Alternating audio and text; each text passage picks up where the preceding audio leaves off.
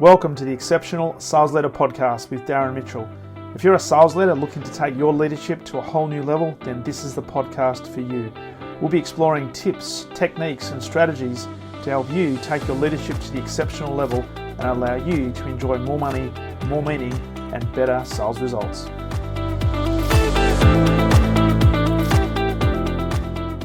Welcome back to the Exceptional Sales Leader Podcast, and welcome to a man who has now just been advising me. He is a digital nomad who grew up in Kansas, but is now in Madrid, Spain. Mr. Salvatore Manzi, welcome to the podcast. Thanks, Darren. It's a pleasure to be here. Wow, and we were just talking before the press record. You gave me a little bit of a lesson on the finer points of Zoom in terms of spotlighting and portrait things, and I've learned something already. Even Yeah. though I've just got my banner behind me. You have a great background, you have a great image, but Zoom is releasing new features. All the platforms are releasing and keeping up with them and knowing how to use the platform. It creates a better sense of ease when you get on, like you're able to have a better conversation if you know how to use the technology a little better. So. I must say though, Salvatore, when I do workshops and I tend to talk a lot with my hands, and sometimes I'll be sitting here like this, and Zoom now has this really quick way of Oh, taking you thumbs and putting a thumbs up up. emoji just when you got your thumb up. Oh, it's the worst. No, I had a client who was telling me that her horse had died, and I was like, oh, and I had my hand resting on my face, like with my chin, and it interpreted that as a thumbs up, and so all of a sudden, like this floating thumbs up starts happening on the screen, and she's like, I told you my horse died. I'm like, it's the feed. Yeah, yeah. Zoom is not working with us completely. I had to turn all that stuff off. Hey, you're coming in from it's early in the morning in Madrid, and I've got to ask you, what's the weather like there at the moment? Is it nice and warm? It's it's glorious. It is warm. It's getting up to close to 90, or I Okay, don't know what that is in got Celsius, to be in the but 30s. Yeah. the heat wave is past. That was a couple weeks Okay. ago. Right now, it just feels like paradise, quite honestly. Wow. And before we jump into the topic of today, I do have to ask you about this digital nomad lifestyle. I mean, you're a speaker, facilitator, coach. You specialize in communications and around leadership, and you've got a book coming out in September called Clear and Compelling, which we'll no doubt touch on as we go through this conversation. But you did share with me this lifestyle change around digital nomad. So for the people that are listening to this who maybe are stuck and have been in their same job, same location for many years, what's it like? Yeah, it is the lifestyle for me. I will say that. I don't know that it is for everybody. All of my worldly belongings fit in a bag and a suitcase, and I'm okay with that. I travel light, and I find an Airbnb or a co-living space for a while and just keep going. I've been a nomad since I grew up. I grew up in Kansas. And when I went to the internet, I went to KU, University of Kansas, and I stayed in the International Residence Hall. And when I Yep. met people from all the different countries, I was like, oh no, I got to see the world. And so I went on a 7 year nomad adventure, and then I went on a 3 year nomad adventure that COVID stopped. And now I'm on a 2 year nomad adventure right now. It's the Wow. lifestyle. It's Wow.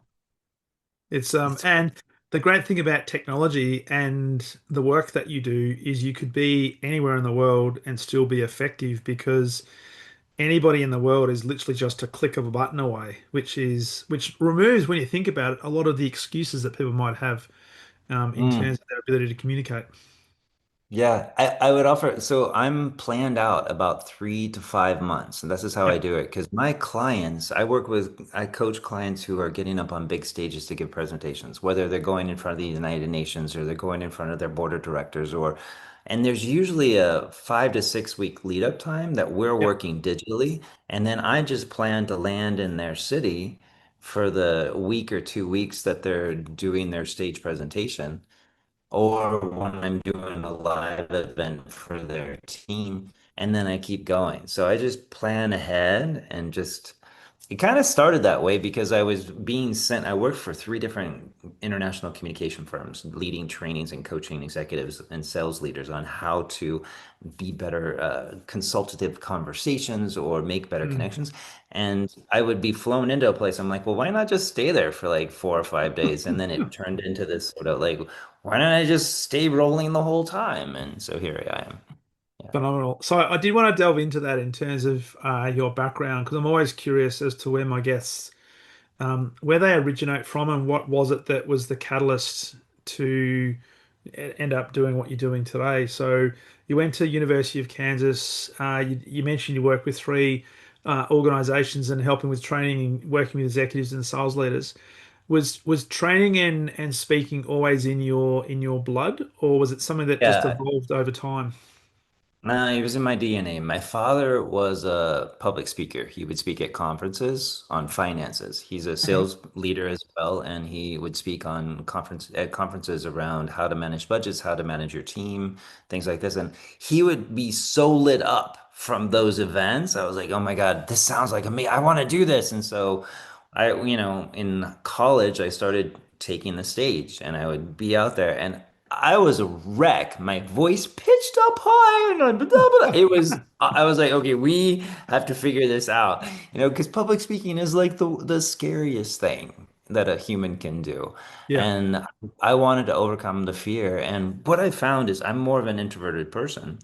What I found is most public speaking training is geared towards extroverts, shaping your charisma, using the skills that come natural, not so much like how to train introverts on how to command the stage, create compelling content, all of that. So Mm, I created a whole tool book. Honestly, I wrote the book now with frameworks, techniques, and strategies to help more data-driven leaders mhm. excel when they have to take the stage or and be in the spotlight.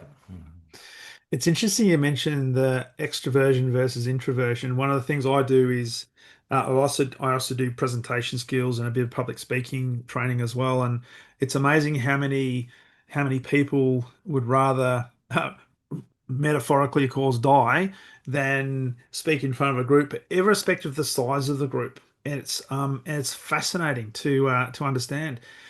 But was there anything that you learnt in your early formative years trying to get over that introversion that held you in really good stead that is almost like the I guess the foundation of what you do today?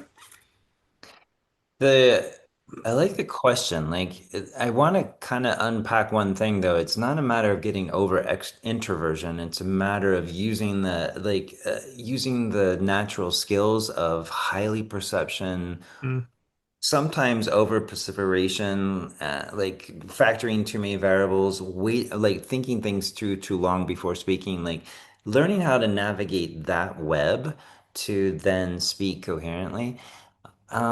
Is there anything I learned early on? Well, first of all, there's two different methods of yeah. overcoming fear.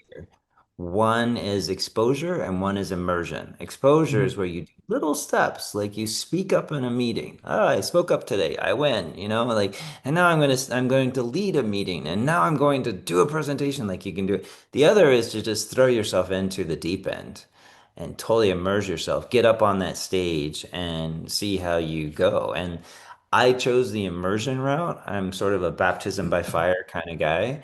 And what I found is that that worked for me. Like Yeah. either way works, Yeah. but it does take courage and it also takes a growth mindset. And I think you probably talk a lot about the growth mindset, the Yeah. idea that like, just because I failed the first time doesn't mean I'm a failure. It means I learned something and I can keep going. Mm.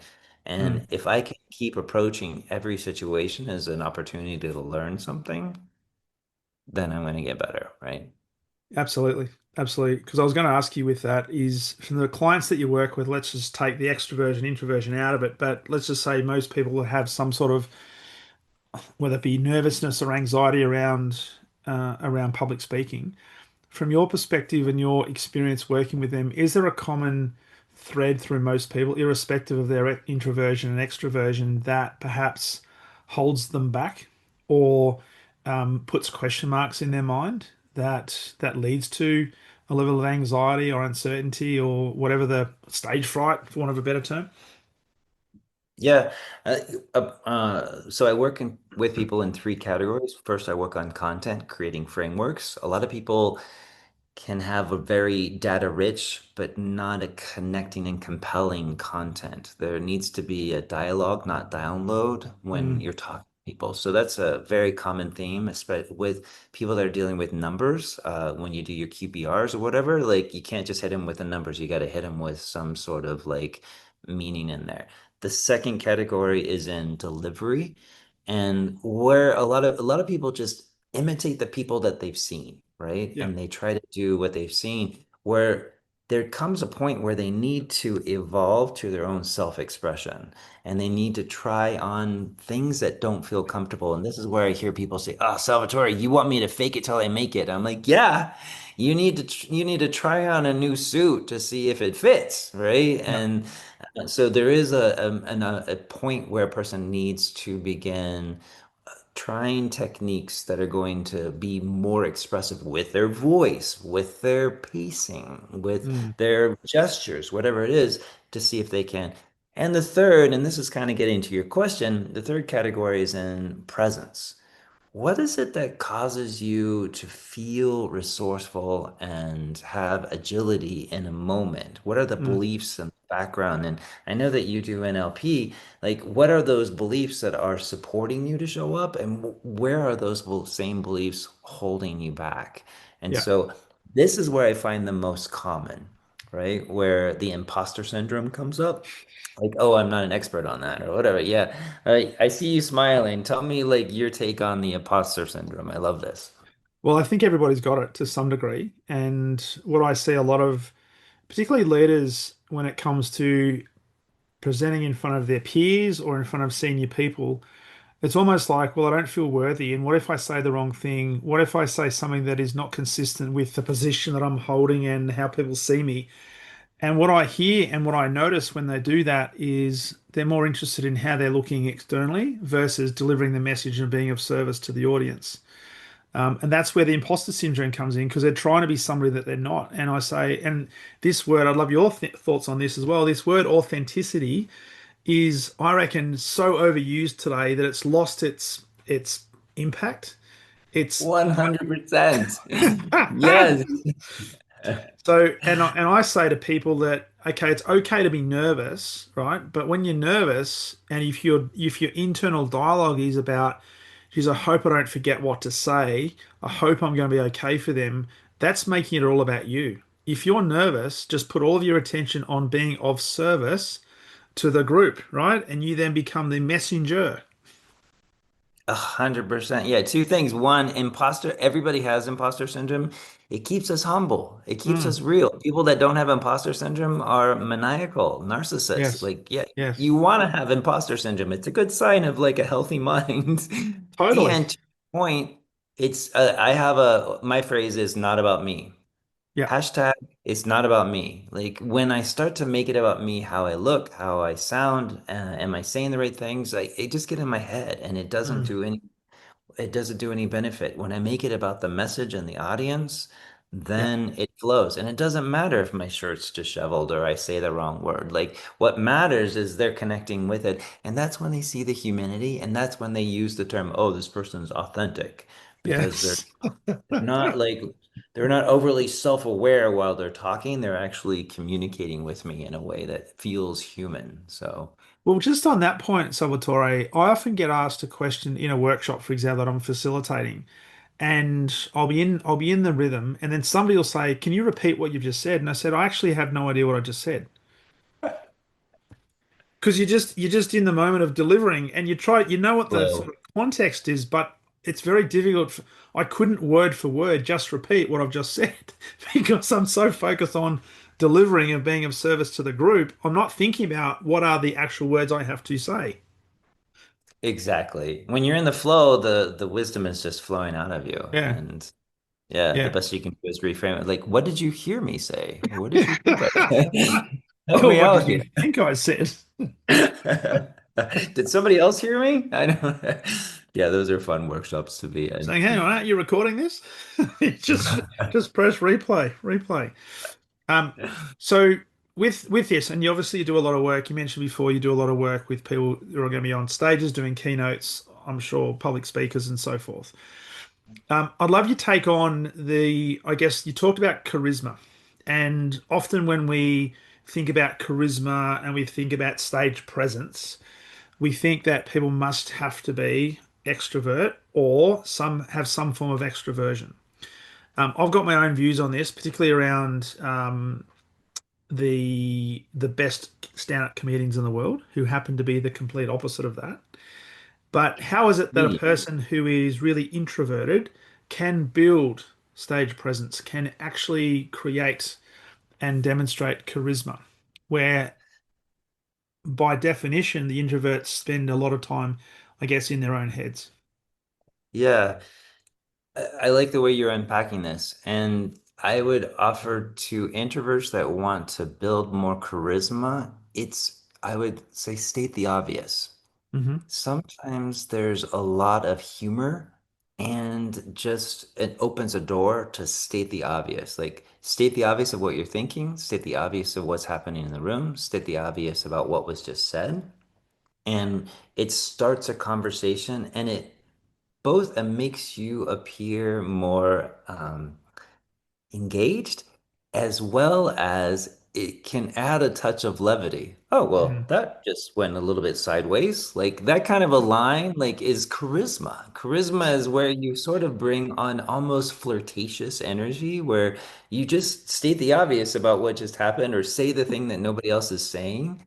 And people are like, oh, that person is so charming. It's great. Um, I often do this, like I'm in Europe right now, so I look kind of Mediterranean. I'm Italian, so people assume, and then when I speak English, they just kind of taken aback, and I'm like, "Oh, that brought you like that shocked you a little bit." Like these moments, like it's just a levity, and I come off as having charisma, where all I'm doing is stating the obvious. Mm. Second thing I would offer introverts that are out there is to break the seal early. Like you said, we tend to get up in our heads and overthink things. And by the time it actually comes to us to answer, we have 15 different things going on that we're Yep. not sure which one to offer.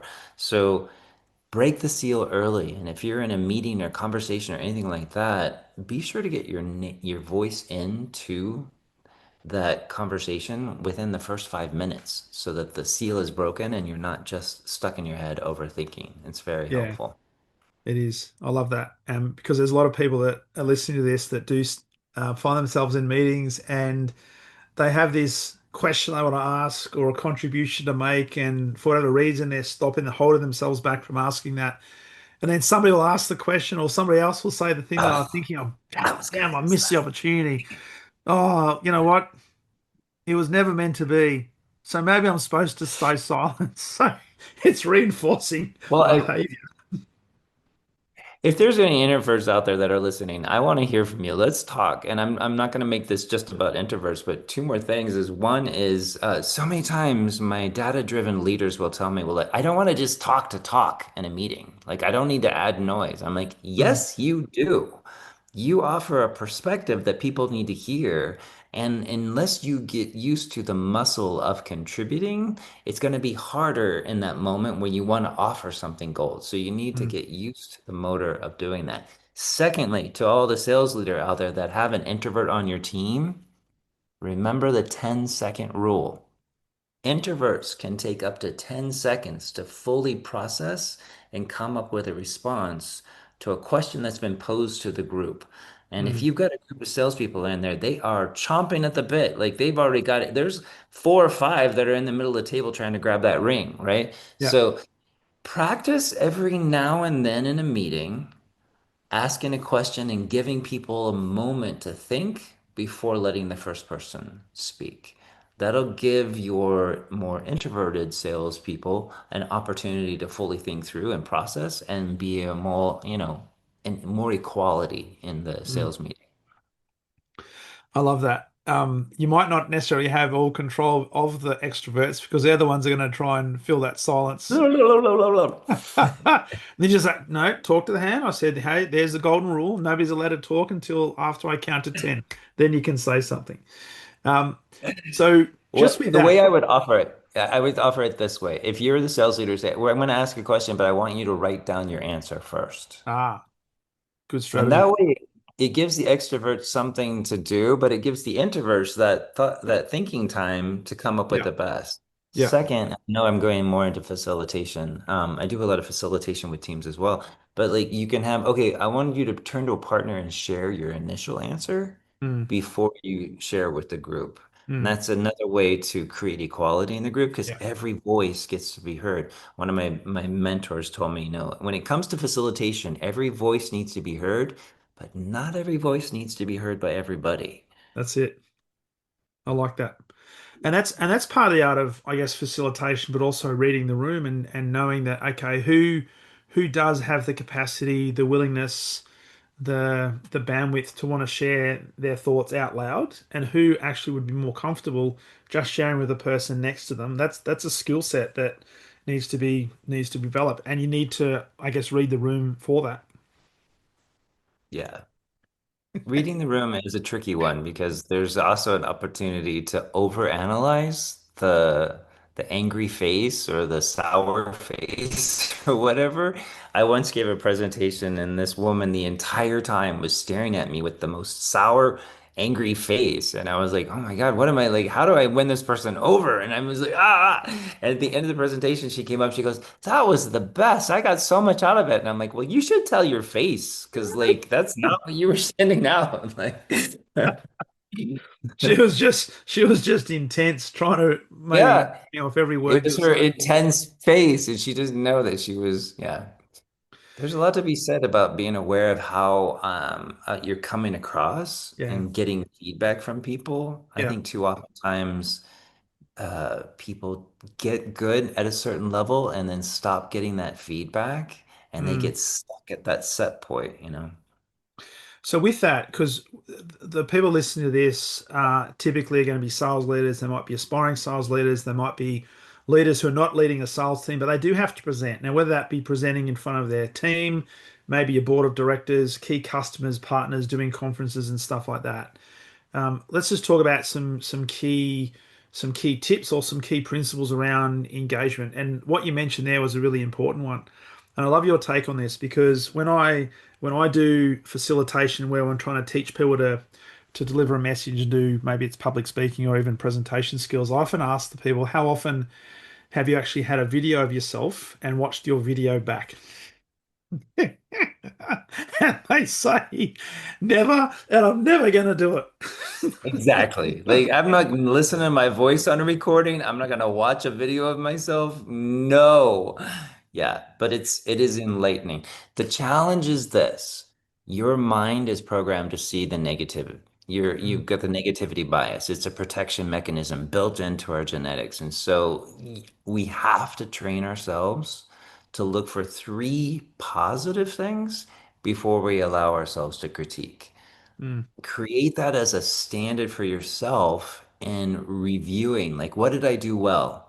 mm, Like, savor the good stuff and then look for the opportunities. If we just let the mind do what it wants, it's just going to give you a list of faults, right? And so when you listen to yourself or watch yourself on a video, it's like, oh man, I look awful. Like, what's that plant doing over there? My hair is a mess that day. Did I miss a spot when I was shaving? Like, it becomes bad. But then if you yeah. look for the positive first and create that as a habit, you'll start to get that.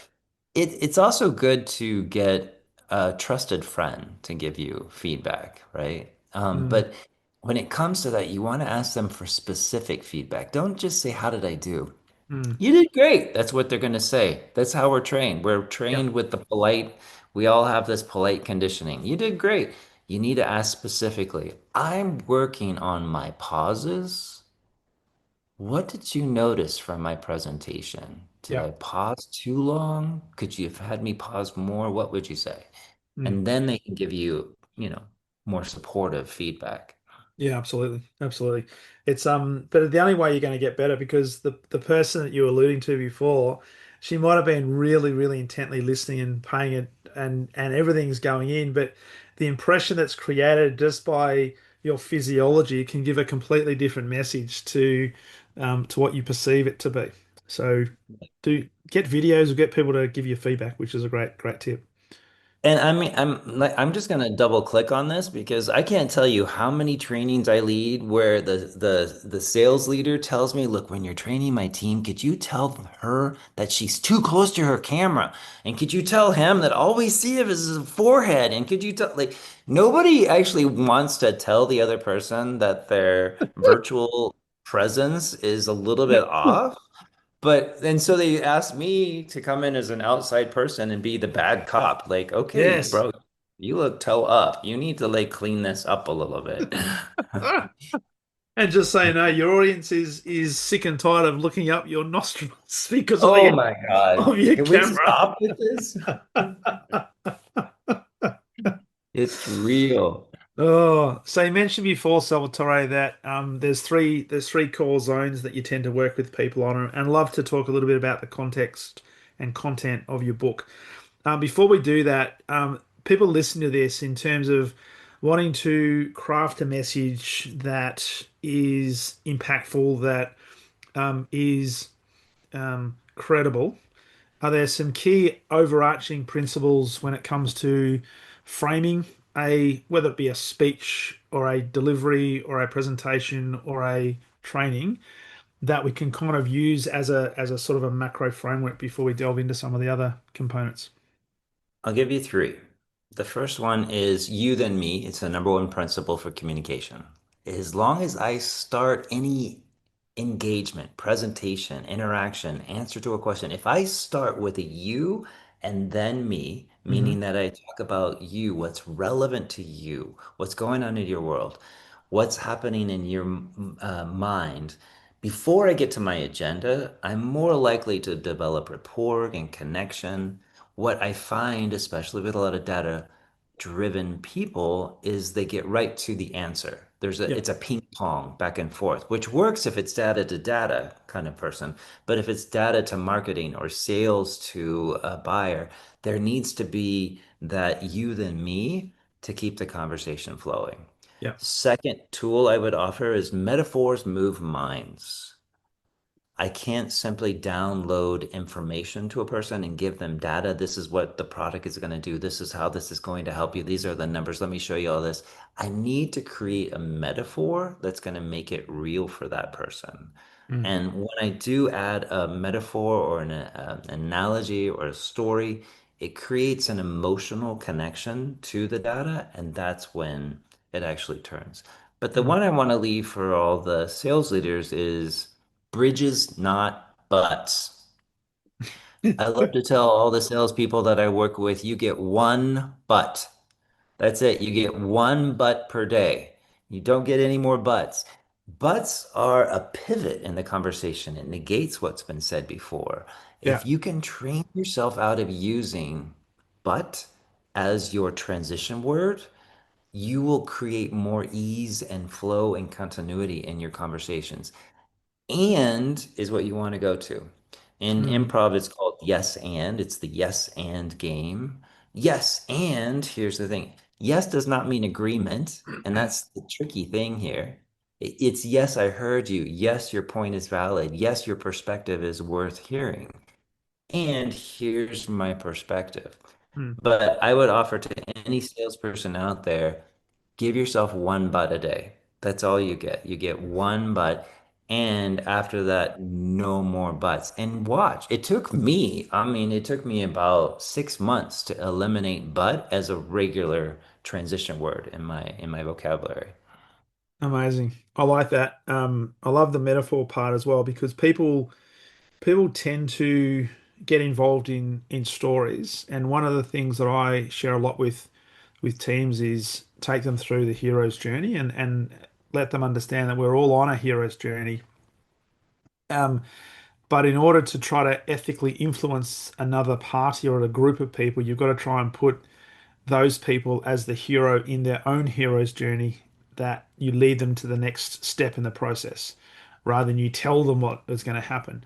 And then using stories as that is a great way to get them involved, because if they can see themselves in that particular metaphor, in that particular story, as the hero of the story, they're more likely to say yes to the things we're going to ask them to do at some point. Yeah, that's beautiful. I love Love it. that. The hero story is a great framework too to use when telling stories. Yeah. Yeah. Beautiful. So with that, there's a number of formulas you kind of shared with me before we jumped into the podcast. You talked about the Q&A formula, talked about the humble brag formula, and you did mention the better stories in terms of metaphors move minds.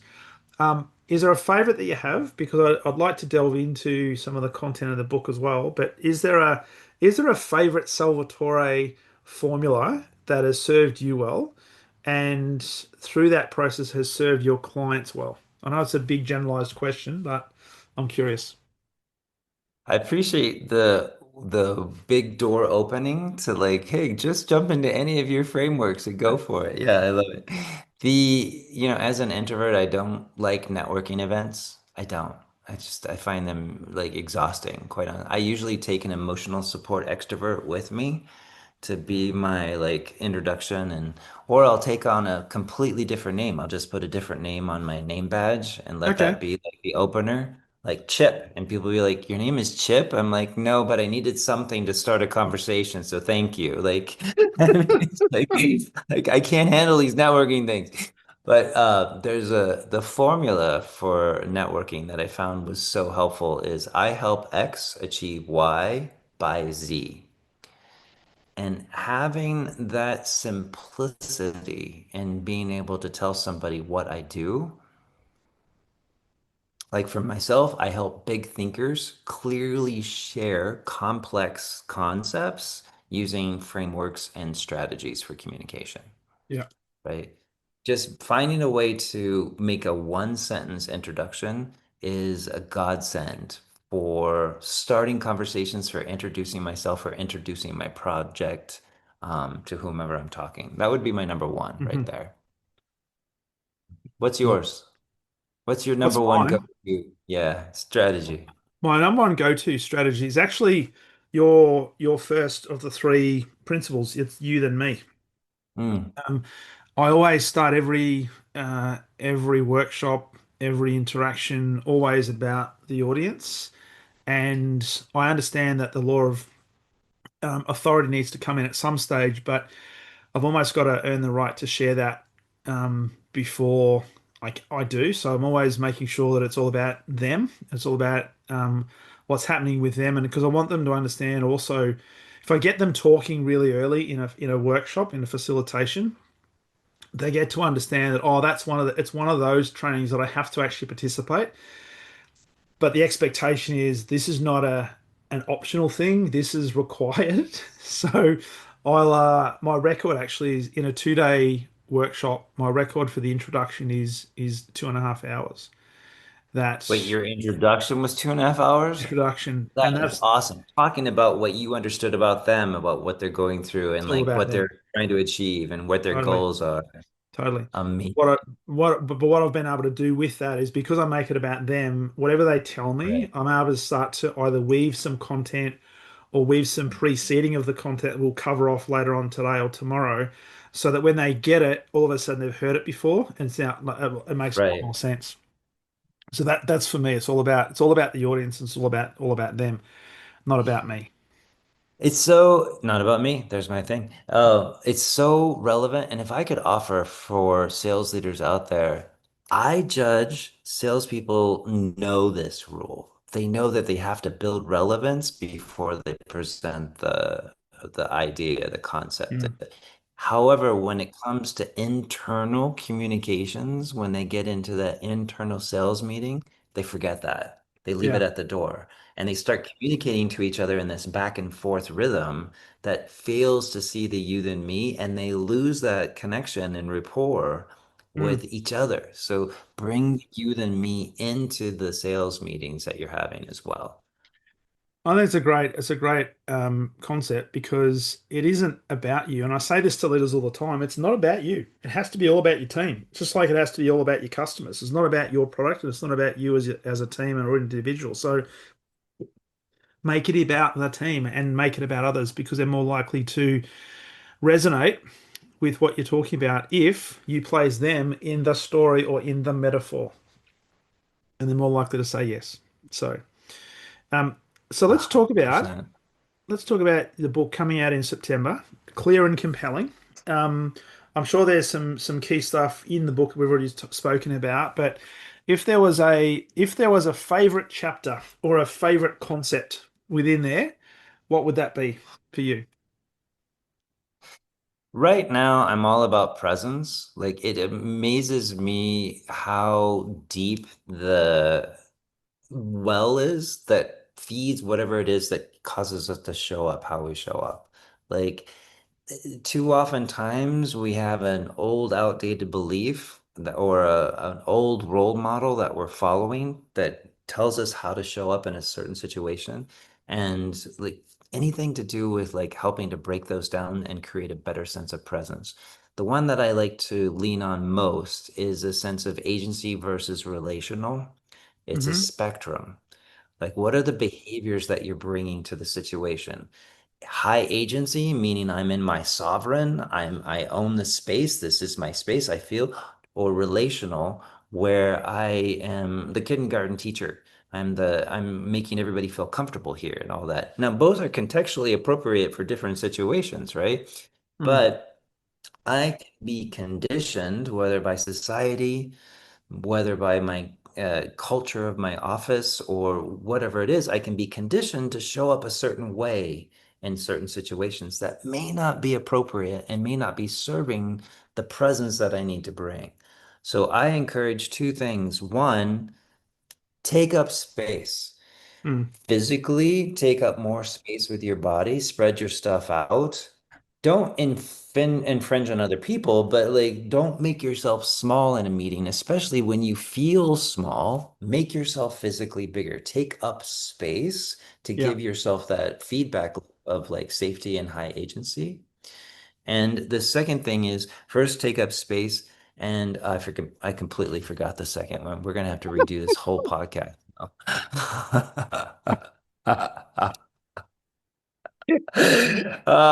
It'll come to me later. Number There's one is there's take up space. That's all there's you the really needed to presence. know. There's the presence. Bring your presence that way. It's actually But anything to do with presence.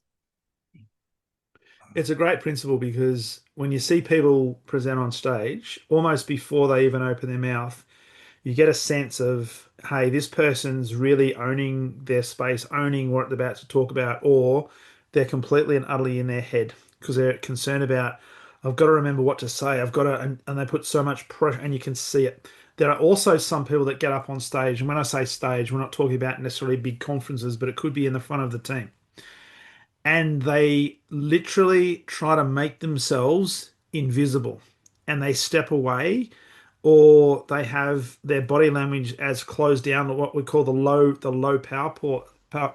low power poses that and you don't have to be a peacock but you just have to be confident, you just have to understand where do you put your hands, how do you stand with symmetry, how do you create some authenticity and some presence around just your stance that says this person owns their space. Um, it's fascinating as to what goes on in people's heads because they think I've got to have presence and they're trying to be relational and trying to have agency, but they just don't because they're too concerned about how they're putting their physiology. Yeah.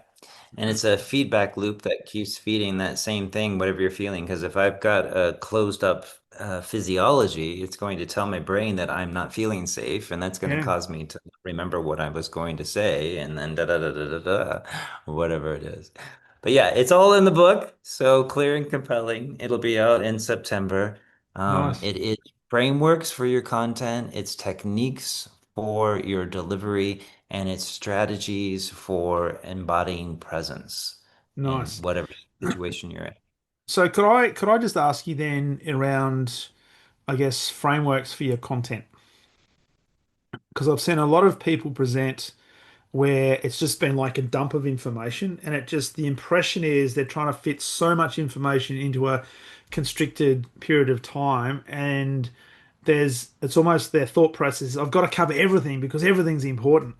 So is I've there got some 65 slides. You got to see all 65 slides. You got to hold on. I got to get through. Okay, we run out of time. Let me go really fast through these last 20. Yeah. Yes. Yes. So what's your I guess golden rule if there was such a thing in relation to content? Is it less is more or is it something else? Less dialogue over download. Nice. Less is more. There needs to be moments for it to breathe. If I am giving information to a person, it's like I'm feeding them. I can't just stuff their mouth until they can't swallow. There needs to be a point where I let them to swallow. I think this also goes into the whole filler words, people that use a lot of uhs and ahs and likes and all those. They're trying to keep from losing that person's attention so that they don't change their like I want you to change your mind and agree with me, but people don't change their mind while you're talking. People change their mind when you stop talking. Yeah. Learning to take that pause. Dialogue over download. Put pauses in. And I feel like I'm just throwing a lot of data, but 3 to 5 minutes is the golden rule. Like there needs to be a beat, a pattern disruption every 3 to 5 minutes Yeah. for their cognitive load to reset. Mm. Otherwise, they can't take in any more information. There has to Yeah. be some sense of novelty, a change in something. So a pause, a break, a question, a reflection, something in that 3 to 5 minutes that's going to allow them to actually absorb the data that you've been downloading and then create a dialogue from it. Mm. I love that because there's so many people that just want to do the download and they think, oh, I've got through that. I've got through my 56 slides in 20 minutes. How good I is that? spent hours on this research. I can't wait to share everything in the history of the dawn of time that led up to this. Yeah, it's like not helpful. And I've learnt that the hard way. I remember my very first sales job. My sales leader gave me a task of doing a 20-minute presentation. And the first time I did it, I had 80 slides. He said, right, Oh my God. he said, well done. How many slides did you get through? And I got through five. He said, right, you come back next week. You can do exactly the same thing, but I want you to cut your slides in half. And so we repeated that process over and over and over again to the point where I eventually got it down to five slides. And I was able to do a 20-minute presentation on the same topic. But here's the thing, I didn't actually need the slides because I knew my content so well, I could just have the dialogue. So I Yeah, love your that. slides are a backup singer. They're not the main dancer. Like, yeah, that's good. I love that process that he took you Yeah, through in yeah, learning how to like eliminate the excess and get yeah, to the core yeah. and really know your content well. What a beautiful like strategy. And and that was well before I'd even thought about being a trainer or a facilitator or a coach. So this is back Yeah. in my own starting of the sales career. But I've never forgot that. And what I share now and what I do now is whatever program I'm delivering, I should know the content so well that I don't need the notes and I don't need the PowerPoint. So technology glitches won't affect me because I can still deliver the message. But every time I deliver it, I'm not delivering it because I remember the content. I'm delivering it because I can have the dialogue because I know the content so well. Know the content, know how it's relevant, and then you can have that conversation with anybody. Yeah, and that's the key Beautiful, thing. beautiful So, principle. Salvatore, I do have a hard finish shortly. So, this has been a phenomenal conversation. So, I really appreciate you jumping on. For people listening to this, if there was one final piece of wisdom perhaps we haven't got to, that maybe there's a little gold nugget that's in the book that people need to go and have a look at. If there was one thing to leave people with in relation to their ability to communicate more effectively, either to their own team, to boards, to executives, to partners, to customers, that they could take away and start practicing on today, what would that one thing be, do you think? Spot it, got it.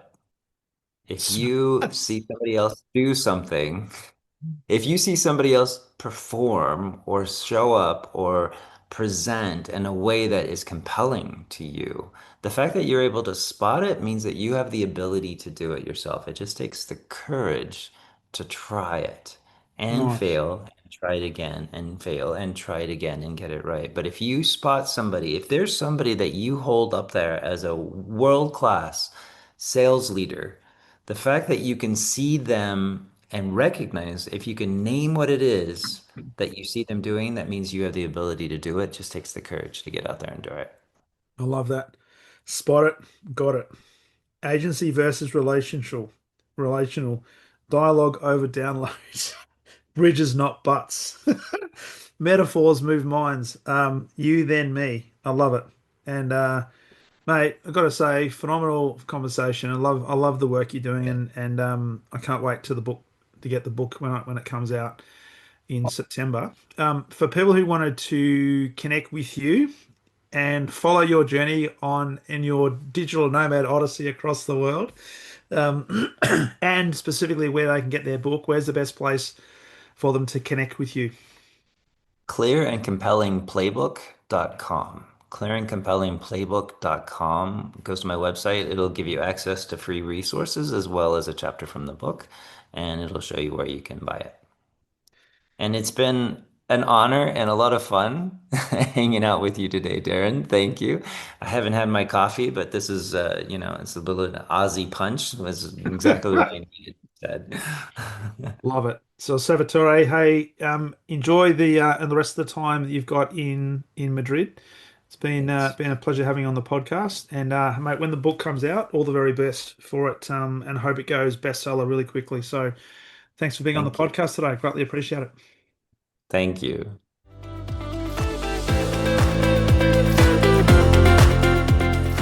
Thank you for listening to the Exceptional Sales Leader podcast. I trust the information in this episode has been helpful in your journey towards becoming exceptional.